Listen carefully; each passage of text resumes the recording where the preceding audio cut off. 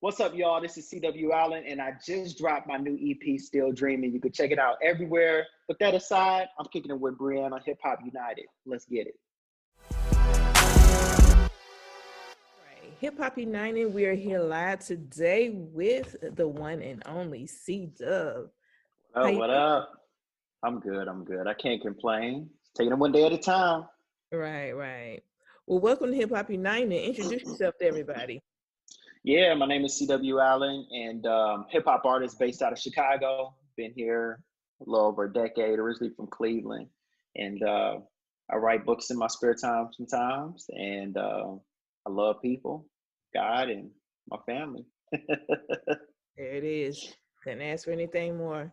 Well, again, I do appreciate you for checking in with me today. You kind of, got into it a little bit about, the things that you like to do, but I want to, start out with just, what inspires you to get into music? Yeah, so I've always been an artist. So I started when I was about 4 or 5 years old as a a freehand artist. So just drawing, sketching the cartoons and comic books that I saw. Just a kid with a big imagination. And when I was 19, I had a girlfriend. Well, 18, I had a girlfriend who challenged me to rap at an open mic. And I'd always wrote poems and things like that, but I never pegged myself as a rapper. But I was the kid who couldn't sleep without music on, could hear it, all of that stuff, and freestyle for fun. And so, I wasn't trying to be no punk. So I was like, all right, I'm gonna do the open mic then. So I did the open mic. The response was pretty dope. And I think from there it was a wrap, no pun intended. That's when I really got into this thing and just became passionate about it. Got you. Yeah. Got you. Okay. So yeah, we had some similar. I actually, I used to do a little bit of art. I actually went to art school. Okay. I went to the Art Institute of Atlanta, but I didn't really draw like that. I was more Okay. of a graphic artist. Oh yeah. Yeah, but I still, I still like, love to kind of like dibble and dabble. And I used to draw a little bit, but I'm pretty sure I wasn't as good as you if you were doing comics. I loved it. But I do a lot of graphic design too. So I'm pretty sure you could probably transfer the two over, Yeah. transfer over on the other end as well. But yeah, it's fun. I love it. I just love art and creativity. It's just a big part of who I am. And I mean, I think in a lot of ways allowed me to escape some of the, traumas and different things you experience growing up in the hood. Got you. Yeah. So with you growing up in the hood, like did that have some influence? Like, can you get a little bit deeper into that as far as the influence it had on you as becoming an artist? Yeah, in a major way. I think so, a big influence in the way that I do art is definitely my faith. So it's just kind of like if I had different pillars of how I am as an artist, my faith is one of them.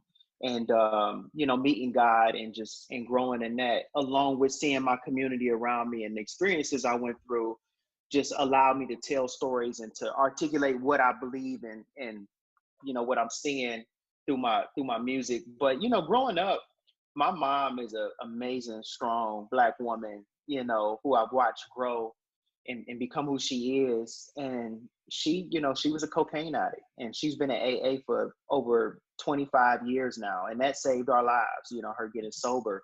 My dad was, a drug addict as well, and he got clean 7 or 8 years before he passed away. So, I watched how the hood impacted my life personally, right? Like living with my grandma because my parents were trying to figure life out and get it together, and by God's grace, they did. And so I think all of that, you hear it in my music. Like I don't really just make, music that's like, I guess, lollipop music. Which I don't have an issue with people who just want to dance and have fun. I do that every once in a while, but for the most part, a lot of my music is influenced by what's going on around me in the hood that I live in currently and the ones I grew up in. Got you. Okay, that makes sense because I hear that a lot with a lot of artists. It's just rapping about real life situations and current situations that that you're currently going through. And Yeah. with that being said, you're currently working on your project, Still Dreaming. Yeah, yeah. So Okay. I just released it 2 weeks ago, and is it 2 weeks? Yeah, on the 23rd. And I have a EP series that I'm gonna build out, this Still Dreaming series that will touch on different topics. And in the midst of that, I just started working on an album. So hopefully in a couple years, or maybe even a year, that'll come out. Okay, so Still Dreaming is just one single off of an EP. Well, the EP is Still Dreaming. So the single So is the is the EP is first single. That's correct. Yep. The first single was Mainline, and then the EP is a five track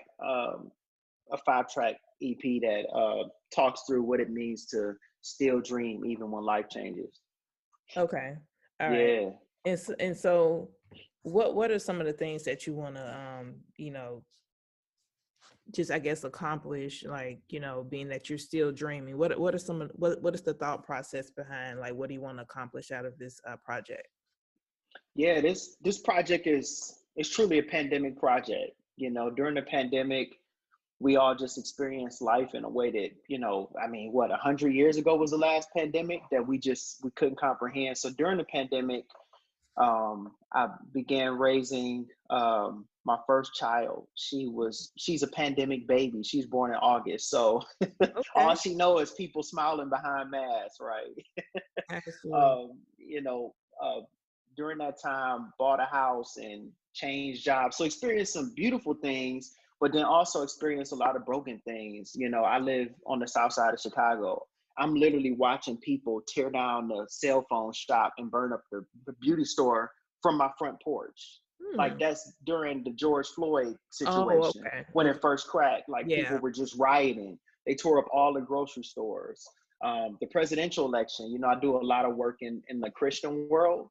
And so I watch how the black and white church are so divided in politics, right? Like, Mm-hmm.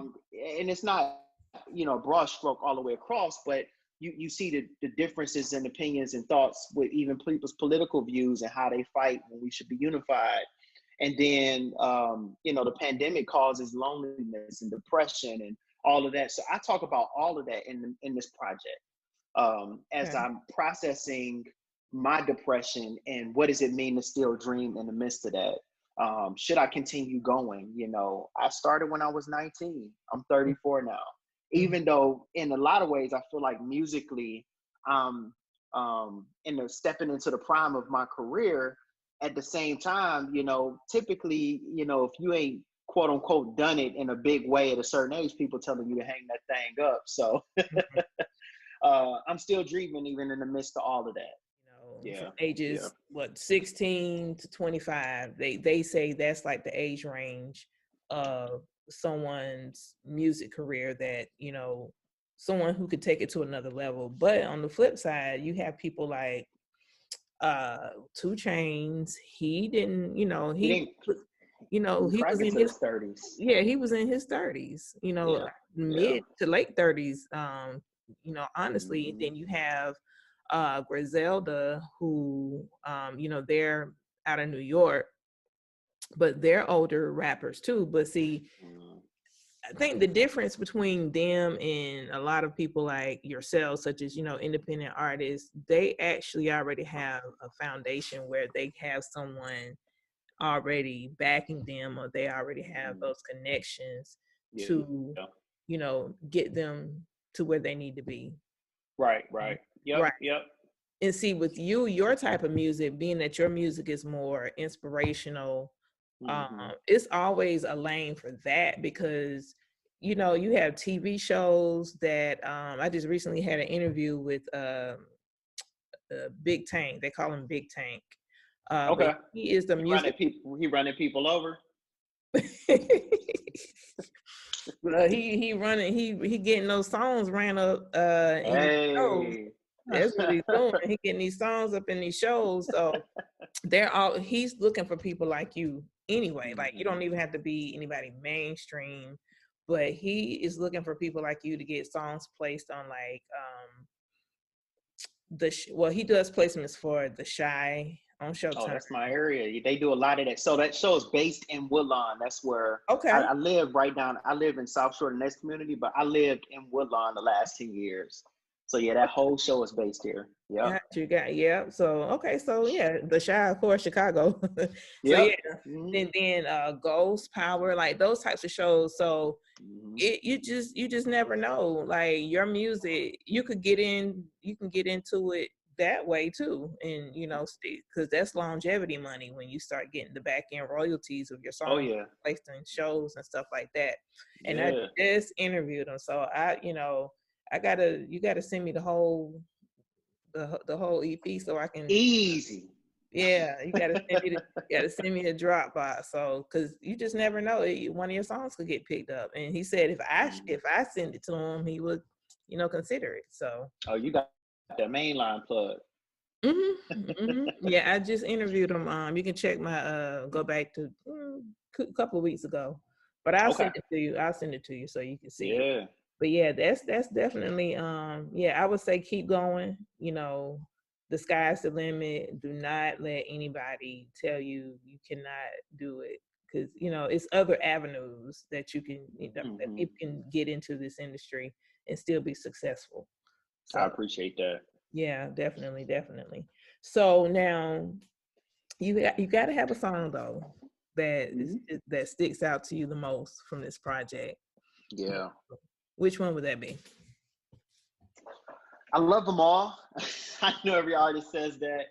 I think the one that probably at the moment stands out to the most to me is the third record on the EP is called Friends. And I read this article in the Washington Post where it talked about how men have shallow friendships. Like we don't have real deep, soul level friendships. And they went through these different statistics, but then they also interviewed this young dude who was in his, late 20s. And they just talked to him about his life during the pandemic and his friendships. And he was sharing how he was dating a girl and they were together for like 8 years and they broke Mm, up during the pandemic. And he was in the group chat with his homies, they talk about sports, all that. mm, And he told him like, yo, me and my girl just broke up, and he heartbroken. And they mm, like glossed over it. And they just started, talking about like some Jordans or something like that. mm. Like the typical stuff we Right. typically chop it up about or whatever. So he realized how shallow his friendships are. Like when the bar and the beer is taken away, or the hooping, or Mm, us being able to really, we stop just talking about sports. Like where do we go from there? Are we talking about our families? Are we talking about life, our faith? Like, and so with this song, I just wanted to talk through even and not just men, but just in general, how shallow our friendships can be. A lot of times they're more acquaintances or frenemies, right? mm, mhm. And we think that we have these deep friendships, but when we strip it down, it's at the end of the song it says, I remember I was told I'd be lucky if two were by my side when the Lord come get me.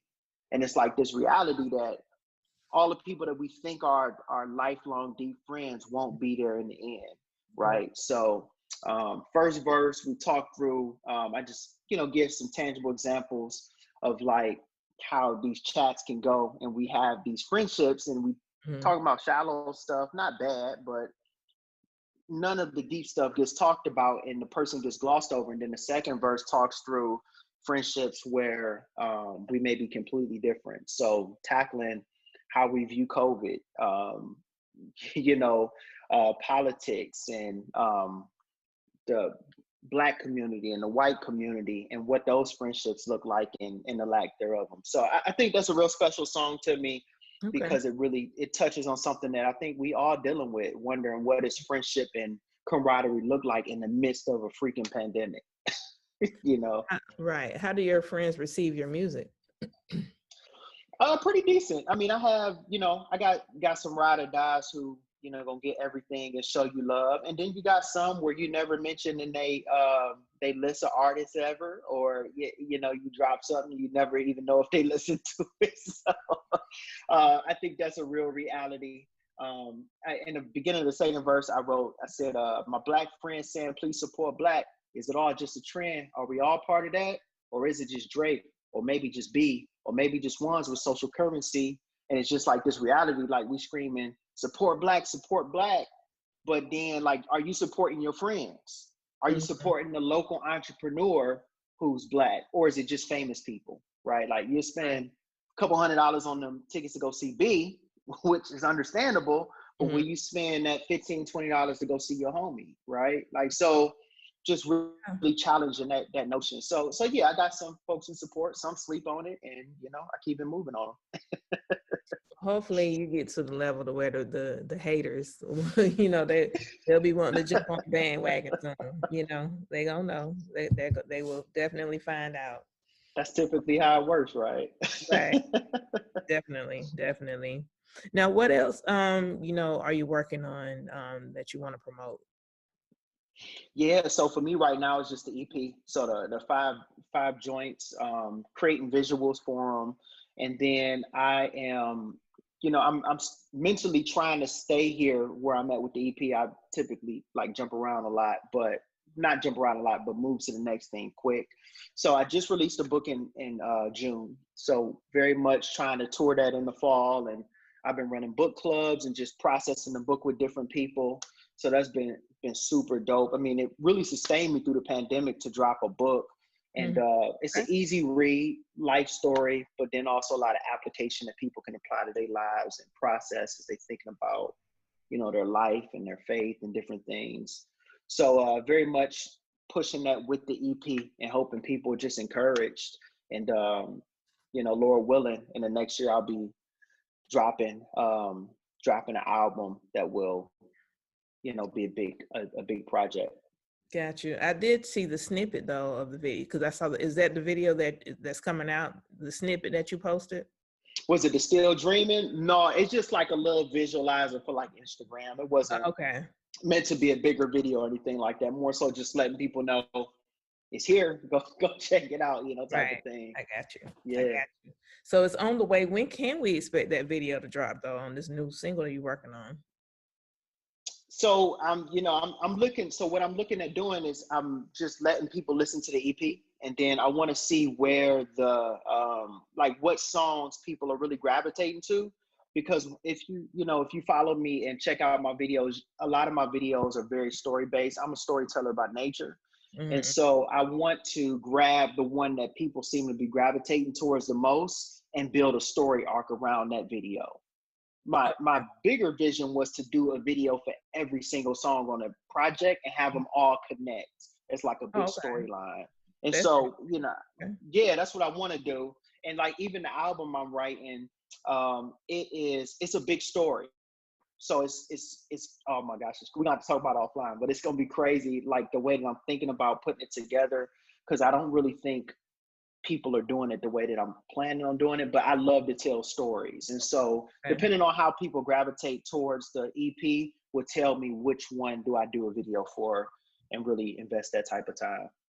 Do you think that's what makes you stand out amongst the rest of the artists that are out there? Is your storytelling method, the way you tell your stories?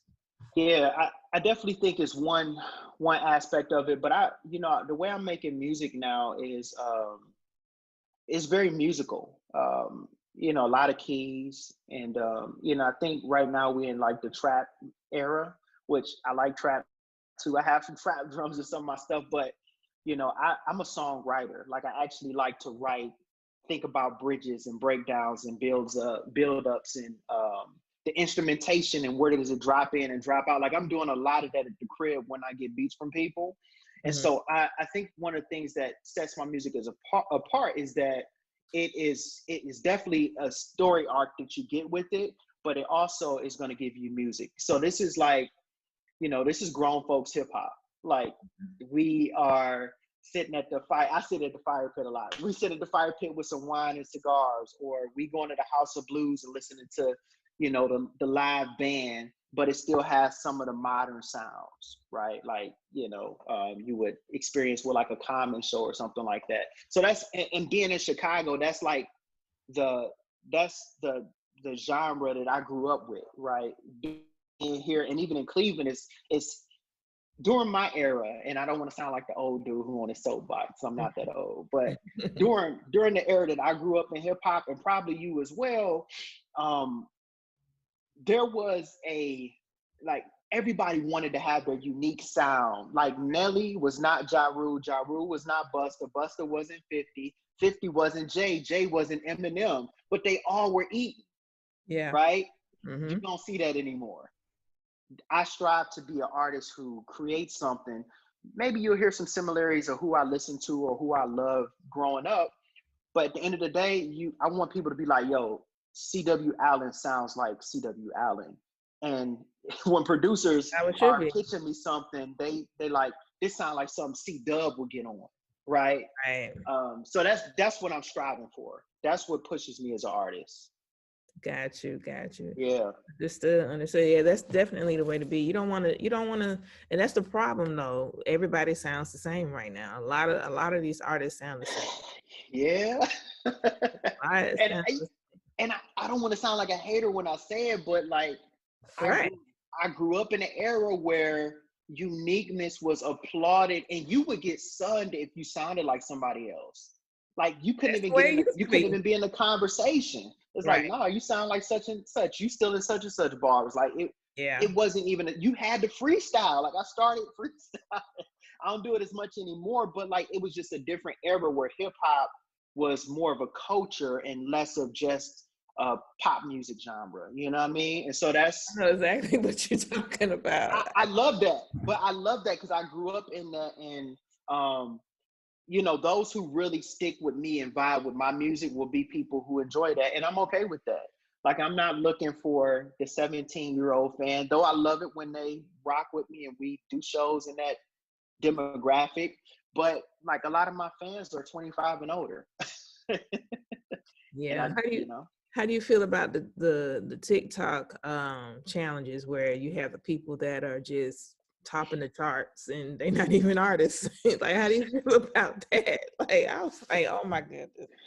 Like, hey, to each his own. are you coming out with a TikTok challenge? I think that the TikTok is winning right now. It is people It talking doesn't on take TikTok. talent or anything. It's just if you got a, Yeah. a song and people can, you know, do a little dance move too, you got a catchy hook, people are actually like going viral and their Eating off of it. stream. Yeah, it's like, well, do they have albums or singles or what are we doing here? Like, Yeah, how do you no. feel about that?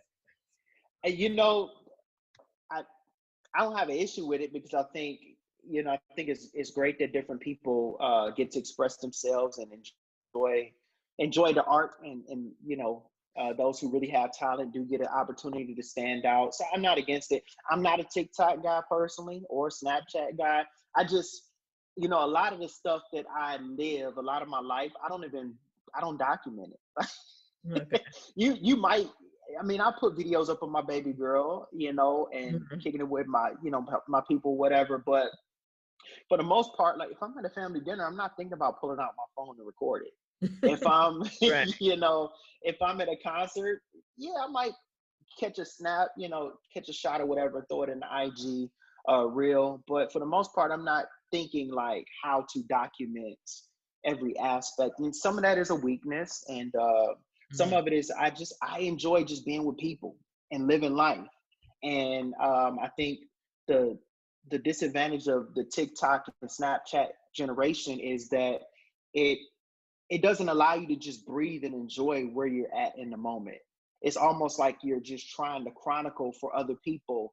Remember when Drake he had a he had a line. Oh, I can't remember what song it was. It was on Scorpion, but he said he had a girl who went to Rome, but all she did was stay on her phone, and it was like she was living to show people the food she's eating and the scenery and everything instead of just enjoying the trip, Right. right?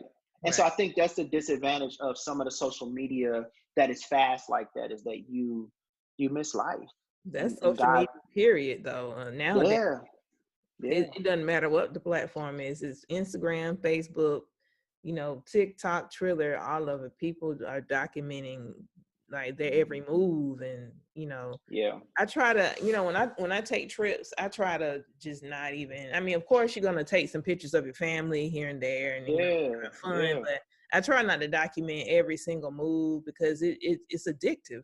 You know what I'm saying? Yeah. And it's like, Hmm. okay, well, are you enjoying the trip, or are you worrying about who's posting what on Instagram, or So yeah, Yeah. that's most definitely true Yeah. indeed. That's most definitely true indeed. So Yeah. now, we basically touched on everything. Is there anything else you want the listeners to know about that I didn't ask you about? Um, Man, I just, if you get a chance, pick up the book. I think you will really enjoy the read. It's an easy Okay. read, 160 pages. It's my life, and then also just a lot of different events. So I talked through how I processed the Mike Brown situation when it happened, and being a person who's deeply entrenched in like the church, but not a churchy dude. Like, how did I process that as I watched different people process it and say different things about our communities and all of that. But then also, what was it like becoming a father for the first time? And what was it? How did I process and grieve losing my dad? How did I become a full-time artist? Like, I did this for full-time the last 2 years, and that was my job. But I don't have a record label. I don't have big money behind me. Like, so I talked through my faith and how God got me to that place to finally step off the boat and do it. So I just think it overall is just a really it's one of those reads that I believe will really encourage you wherever you at in life to continue dreaming, and to continue fighting for the thing that God created you to do. So the book is called Catalyst. Okay. All right. And it Yep. could be found everywhere, Amazon. Yep. Amazon, all that stuff. Yep. Just look up C.W. Allen Is and it an ebook Catalyst. too, or it's just paper book? It is. Yeah, it's an Okay. ebook and paperback. Hmm. Okay. Okay. Well, I'm gonna have to check it out because I'm learning about you as well. So I'm gonna check it out and more of your music. Like I said, send me a Dropbox though of some of your songs. Um, Okay. and if if they're cleared and stuff and everything is all good and right, you could possibly, Mhm. like I said, get some placed on some of those shows. Okay. Definitely. Depending on, of course, the scene and Sure. what Yeah. it fit, Yeah. it has to fit the scene and all of that. But yeah, yeah, they're looking for people like you. So yeah, Okay. yeah, I definitely shoot it your way. no problem, no problem. Well, leave everybody with your social media handles and how you can be reached. Yeah. Yeah. So everything is at THE CW Allen. That's my website, all my handles. And yeah, I'm accessible. Just get at me. We'll love to chop it up with you, encourage you, be encouraged by you, learn from you, all of it. So just let me know. I'm here. There it is. Well, Yeah. once again, I do appreciate you for checking in and taking the time to speak to Hip Hop United. No problem. Thank you. No problem. All right.